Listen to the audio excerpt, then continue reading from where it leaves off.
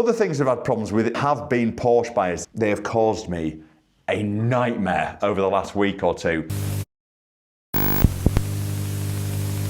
Good morning, good afternoon and good evening. Welcome back to the channel and welcome to another weekly update to what's been going on in the car dealership this year. I'm hoping to do these every week if I can do, and I promise I'm going to do my damnedest. And we're on week 2 and we're doing all right here. So the reason for these videos, I'm going to tell you the cars that we've sold, the cars that we've bought, the wins that we've had and the fails that we have faced. And unfortunately, we've faced a few fails again, but that is just the nature of being a used car dealer. However, overall, things are looking fairly positive. We've had some really punchy good news on some things. We've had a bit of bad news and a bit of difficulties on other things, and I'll talk you through those as well. And then there has been some stuff bubbling away on the internet going on in the automotive world, which I'll share with you on this video as well. First of all, I think we might be on for a record month in the business, which is obviously amazing news. Now, we've got a few deals that we did in the first couple of weeks, and then we've got a couple of deals that are going on at the moment, which I'll talk you through, and then we've got a couple of deals that are sort of bubbling away that might drop in by the end of January, so it's all kind of exciting stuff. Cars that we've sold this week. So, we have sold the BMW X5 M50D. It's a car that I took in on sale or return from a mate called Tom. It's a one-owner car, owned it from new, he spec'd it originally, and some car dealers and private sellers probably more to be fair, are often criticised for using the term, this is a fully loaded car, whereas that X5 genuinely was. So Tom literally ticked every single box he could do when he bought that car. I want to say there was £30,000 worth of options on it. So incredibly well specified car, on a 19 plate, one owner. Problem, mileage was a little bit punchy, done 70,000, so it sat in stock for a little while, did that. Now, as with everything in the motor trade, you sit on something for ages with not a dicky bird coming through, and all of a sudden you get 3 people fighting for the same car, and that's what we had with that X5. We eventually sold it to a chap. He came in, loved it, test drove it, all that sort of stuff. He was here for 3 hours, which is painful as a sales process, but he wanted to be absolutely sure that he was buying the right thing. He's ended up buying it. However, it wasn't as simple as that. So there are a couple of fails that have surrounded Tom's X5, and I'll go through the fails with you a little bit later on in the video. But the main thing is that car is sold and it has exited the business. The taillights have driven off the estate. We've also sold the Carmine Red 911 GTS that we had in stock. Now, we've had that in for a little while, and unfortunately, because we'd had it in for a little while, the guy that was buying it was actually concerned that we'd had it in for a little while, and oh, what's wrong with this car? And I find that really frustrating. So that car was perfect. It was a 2-owner car, which is nice on one of those. Normally a 911 is a bit of a pass the parcel thing. Wonderful spec, it had like 15 grand's worth of options on it. It was Carmine Red, which is sort of, I won't say a rare colour, but it's an option colour. It costs 1,600 quid for the paint. It's certainly, in my opinion, better than Guards Red. And it was just overall a lovely thing. Now, the reason we'd had it in stock for so long is because we did have several deals on that. I can think of 4 or 5 off the top of my head. One guy had a 997 turbo that he wanted the absolute earth for it. He wanted retail, so that was a part exchange. We never got anywhere with that one. Another guy, nice bloke, had some really good dialogue with him, but he had a Porsche Taycan as a part exchange. And we're really fussy. We just don't really like electric cars, although saying that, there's news on that one. I've got something a bit punchy come in. So that never went anywhere. Then we had a guy who failed his finance, another guy that was upset because it wasn't full Porsche history. I had 2 of those actually. And it kind of leads me on to something else I want to talk about, which is Porsche buyers. They have caused me a nightmare over the last week or two. But I don't know what it is about people that buy Porsches, and we sell a lot of Porsche stuff here, to be fair. And it's always the same story. It's inside leg measurement when you are selling a Porsche 911. And I just don't know what that is all about. Anyway, speaking of Porsche 911s, can I just say, by the way, the guy that bought it wasn't like that at all. He was straight down the middle, really nice bloke, lovely car, and he's dead happy. He's even texted me to say how much he likes it, so that's really nice.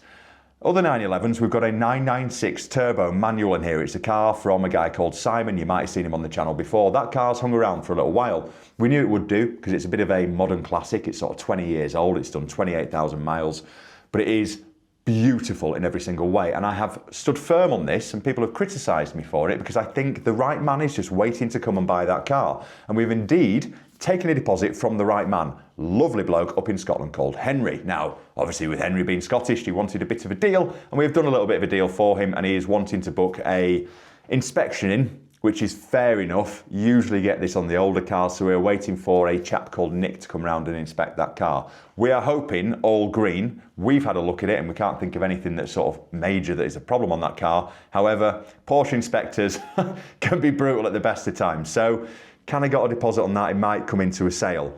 Ford Ranger Wildtrak has gone. That is the monster truck that came in. Beautiful car, took it off a guy called Gary. Now, this actually came in on sale or return originally, although Gary, when we got to Christmas time, decided that he needed the money or wanted the money out of it a little bit faster. As a result of which, we had to very quickly find quite a lot of money just around Christmas Eve. Got him paid, he's happy. But what it meant is that although we'd sat on that Ranger for a couple of months, it meant that now that we'd bought it, we didn't have to give as much back when we sold it, because we bought it at trade money rather than giving back sale or return money, which in turn allowed us to reduce the price of the car. As soon as we did that, phone lit up, deposit on that car. Now he's wanting finance on it. So we're going through the rigmarole of trying to get finance sorted out on that thing. And with it being fairly heavily modified, so it's got 15 grand's worth of bits on that car, trying to find a lender that will give us a strong balloon payment or residual value, guarantee future value, whatever term you want to use, the bit at the end that you owe them, which in turn, bigger that is, the lower your monthly payments are, is becoming a bit of a task for us. However, we're kind of getting somewhere with that one. So we could have a deal on the Ranger, could have a deal on the 911 Turbo and the Ranger there. We have also taken a deposit on the Mercedes-Benz C43 AMG, which is out of the box beautiful, that car. It is finished in hyacinth red, premium plus, it's got pan roof, Burmeister, everything, 9,000 miles, bought it from a subscriber. Gave strong money for that car, however, you just can't find them. We've got a deposit off a bloke called Malcolm, come down to see the car, really likes it, we're waiting to do the deal, but it looks like there's going to be a part exchange on the back of that as well, which again we've given the earth for because we're struggling for stock. However, that's 4 cars, 2 definitely sold because the X5 and the 911 have gone, and then 3 that are sort of bubbling away in the background that I think are going to fall into next week's deals. I think we could be on for a record month here. Now, the way that I do my months is potentially different to how other people do it. I'm quite a simple creature. How much has come in versus how much has gone out? That's all I'm interested in. And sometimes accountants will confuse the matters with various different things that you can offset or whatever. But I just want to know what's come in and what's gone out. And then every quarter we'll have another tax bill essentially, which is a VAT quarter. So you've got to pay a load of money to the tax man because silly you made some money. And then at the end of the year you pay corporation tax because silly you, there's a bit left. And then at the end of that, if you want to take it out, you need to pay some income tax because silly you want to pay your mortgage. Anyway, let's go down that rabbit hole. But every 3 months, there's always a month that's lower because I'll look at in, out, all the way across it. And you'll always have 1 month that dips because it's a VAT quarter.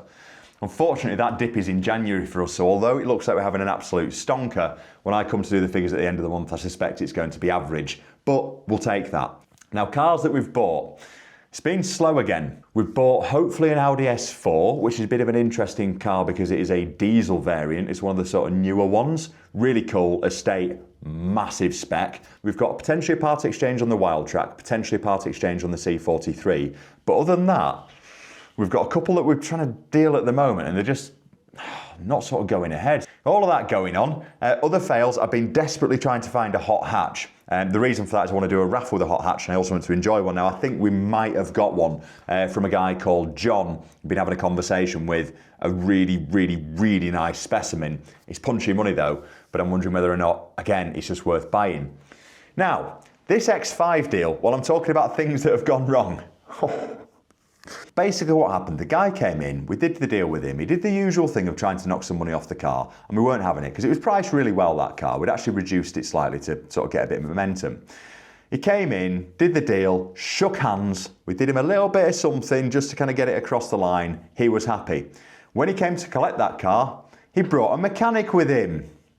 Yay! Which is my most favourite thing in the world when you've shaken hands on a deal and then someone else comes in to try and negotiate some money off. Now, I saw them come in on the camera and I watched him come in with his machines and everything. I saw him under the car and I thought, oh, here we go. Been here 1,000 times before and he'll try and find something because if you bring your mechanic friend with you when you're looking at a car, he needs to find something, doesn't it? Otherwise he looks stupid. So they looked around the car, he couldn't find any faults with it. However, what he did point out was that the brake pads were low. Now that car had just been through an MOT, and not only that, it's got a pad wear sensor on one of those as well. So the MOT had cleared it. I looked at the pads with him at the front, and there was plenty of meat on them. And the pad light isn't on either, and it is a second-hand car that's done 70,000 miles. Now for me, that kind of, to be honest, it got my back up because I just thought, you're just trying to find something here, aren't you? It's not a new motor. If you want a new one of these, they're £100,000 and BMW's up the road, I can direct you to it. So I got a little bit annoyed with it. Then we looked at the rear pads. Now the rear pads weren't brand new, but they certainly weren't advising on MOT, but you could have argued they were a little bit low. Anyway, we went back and forth on this, and he basically wanted a load of money off to put some pads on it. And I kicked myself for this, but I knocked 50 quid off the car. And that sort of thing really grinds my gears. But you know, when he just wanted a bit of something. He just wanted to show to his mate that having him there has added some value. And I just thought, it's a 45 grand car. It's 50 quid out the margin, which is actually 40 quid after we paid the VAT. It gets the deal done, doesn't it? And I sort of kicked myself afterwards, but you know what it is? They're over the moon. Really pleased to have got a deal done. Felt like he'd had a little bit of victory, which I think some people just want a bit of a victory over a car dealer. And for us, we got a 45 grand car sold. So that's sort of the main thing. Other things I've had problems with have been Porsche buyers this month. So obviously got the inspection on the 996 to come. We'll see what happens with that. But then we've had a guy on a beautiful 991 Black Edition that we've got in stock at the moment. When I say beautiful, that car is stunning. The service history on that thing, whoever had it, took it back to Porsche in Bristol on the same date that they should do for every service interval. Not even the same month, but the same date. It's absolutely on the button. It's had everything done that you wanted to be done, so it's had fairly fresh tyres on it. Discs and pads have been done recently as well. It's sat on £8,000 worth of Vossen alloys. It's had a new exhaust on it as well, because there's a minor exhaust leak on one of the checks that we did. So we did a vehicle score check on that car, which is a really good way of making sure that it's got no sort of crash damage or accident damage or finance outstanding on the car or whatever. It's a fantastic way of checking your car, but also you can look through the previous MOTs on that as well. So Vehicle Score's a great sponsor of the channel. Check out the link there. So you could see through there that it had an exhaust leak on it briefly at one point. It had a new stainless steel exhaust on it. Anyway, whatever, this car is perfect. And I've got into discussions with this bloke, back and forth and back and forth. Can we have a walk around video? Now, usually when you do a walk around video as a car dealer, you never hear from them again. Oh, there's another one here to talk about as well. Never hear from them again. But this guy wanted a walk around video, which we did. Wanted tyre measurements, which we did. Then he wanted to have a phone call with us and go through all of the service history individual, which is, all of this stuff is fine, by the way, and I don't have a problem with it. I've got a problem when it happens next. So you go through all the service history intervals with him. Then he wanted to know what our process was for inspecting the car for sale, which is fine. So I wrote all that out to him and sent him some blank copies of the inspection sheets that we've got. He was fine with that. Wanted to know what the after sales process would look like with the warranty company, etc. Talked him through all of that, did an email about that. Then he wanted to know how delivery might be able to work and handover and all that sort of stuff, because he's based in London. So again, we went through all of that, which is fun. This is all part of a sales process, which is okay. Then he sent me an email with all the service history breakdown that I'd gone through with him, but he wanted me to fill in the blanks. So there was stuff like he'd missed on the phone. For example, that car used to get MOT'd and serviced at Porsche in Bristol, pretty much on the button. There was one MOT where it was actually MOT'd at an Aston Martin garage, and I suspect the previous owner had a Porsche and an Aston Martin, just as a shot in the dark. He wanted to know which Aston Martin garage MOT'd it. Okay, that's fine. Then he wanted to know exactly which Porsche dealership it went to, exactly the dates and what was done, and can you have all the health checks, etc. So this guy was kind of going to the nth degree on service history, which is fine because it's a 50 grand motor, 57 grand motor, and you sort of expect that. Now the bit that annoyed me is once I'd topped and tailed all this and sent it across to him, he then went radio silent on me, which is normally what happens straight after you send a walk around video to a customer, by the way. There's a bit of a common theme. If someone asks for a walk around video, a lot of the time kicking tyres. Went radio silent, so then messaged him saying 3 days later, just wanted to make sure you got the email through and you're happy with everything. Yeah, got the email through, not a problem, leave it with me. Nothing happened. And then he's emailed me about 2 or 3 days later saying, thank you for everything. I'm still waiting for something to happen at my end for some funds to release. I'll be back in touch in a few weeks, assuming the car is still for sale. If you know it's going to be a few weeks before you're buying a car, why are you going through the entire process in so much detail now? It's just felt like a massive waste of time. The good news is I've got all the emails, so I've got literally every bit of service history perfect. So if anyone asks that question again, I can go, wallop, it's yours. You can find any saving grace in that. But I don't know what it is about Porsche buyers. It just seems to be a general consensus. Now, it could be that this bloke actually comes and buys the car, so I'm not having a go at him at all. Please buy the car. But it just feels wrong that you sort of get dragged around through all of these processes and then only to get told, nah, it'll be a few weeks where I'll let you know. Anyway, not the first time this happened, won't be the last time, it's just part of selling cars. Another one that's annoyed me is someone came across to look at this Mercedes C300 AMG Line Night Edition Premium Plus, beautiful car. I talked about it in a previous video, there's a video here of me buying the car. This has stuck around for a little while. Anyway, this customer came across, they had a Mercedes GLC 220, which is basically one of these but on stilts and not as quick, and they were looking to upgrade the car. Now, their car, I was thinking, part exchange, we've bought a bit of stock here. I just told them to hand it back. It was the end of a PCP deal, and that car was, nah, not for us. So look, this happens to cars, it's not a problem over a bit of time. And they looked at our car, they were very happy with it. We went through all of the service history, they looked at it under the showroom lights, looked at it outside because they wanted to see it outside, and they were totally happy with the car, but there were other ones that they were seeing on the day. Now, before they went, they said, look, we're off to see another car, which is a BMW 435, which is a fantastic car, great engine, and we're going to make a decision at the end of the day. So, well, if you're going to be test driving that, if you want to test drive ours, you're welcome to, but it's up to you. If you're not interested in it, obviously don't bother because it's raining, we don't want to get it covered in filth. They test drove it anyway, and they did say at the end, they said, we could just buy yours now because we're dead happy with it, but we kind of want to tick this box and go see this 435. I am adamant that if I'd have been a sharp salesman, I probably could have nailed that deal off, but it didn't feel right to push them. So we don't do pushy sales here. If you want it, buy it. If you don't want it, don't buy it. But I regret not pushing them because they actually ended up buying the other car. Now, when I spoke to them, I gave them a call after like sort of 2 or 3 days just to find out, you know, how you getting on, just want to, no pressure, but have you looked at the other car, etc. They said they really liked the other car, but they weren't happy with how it's prepped, they weren't happy with the dealership, and it just didn't feel right. Now, I just said, look, it's up to you what you want to do. We're here, the car's still for sale, don't panic, there's no one else looking at it, but if you want to reserve it, you can do, etc. And they said, look, we're going to make a decision by the end of the night and we will call you either way. We've been really, and genuinely, it's not me just blowing my trumpet, genuinely, we're really happy with the service, it felt right, it felt good, and it felt like the right car. We'll call you either way, and either way we'll leave you a 5-star review. Radio silence. Not heard a word from them. I know what's happened there, which is they've ended up buying that car because they just preferred that car. But for them to say all the wonderful things that they've said and then radio silence you. I know it's part of business and you just swallow it and move on, but I just feel a little bit deflated by it. Anyway, whatever, we move on, someone will buy that car. So that's another couple of fails that we've had. So, it's been an interesting week, lots going on, and then next week is going to be chaos because there's a ton of stuff going on with YouTube for you guys and girls because we've got some fairly interesting stuff happening. So I'm going to a supercar dealership next week. I am going to look at this Cobra next week. That video might already have dropped actually. And we are going to look at the Range Rover Sport with Paul.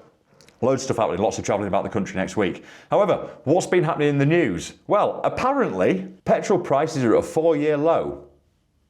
What? Apparently, for the last 4 years, this is the cheapest that petrol has ever been. This is according to the RAC, and the price of petrol now sits an average of 132 pence per litre, the lowest it's been since July 2021. Now, I wonder if that's part to do with this sort of electric car movement, and whether or not it's a supply and demand situation or whatever, but they do suggest in here that it's unlikely to stay the same. And it'd be interesting to see what happens here actually with fuel prices and Donald Trump invading, helping out other countries, and whether or not that's going to make a bit of a difference. And they're going to come down and go up. Will that orange man controlling the market be a good thing or a bad thing? I don't know. But that's quite interesting news. Once again, thank you for joining me. Hopefully it's giving you a bit of an update for you. You asked for it, you're getting it, and I will keep you updated next week with what's going on. Can we sell this Porsche? Who knows? But we'll catch you on the next one. Cheers.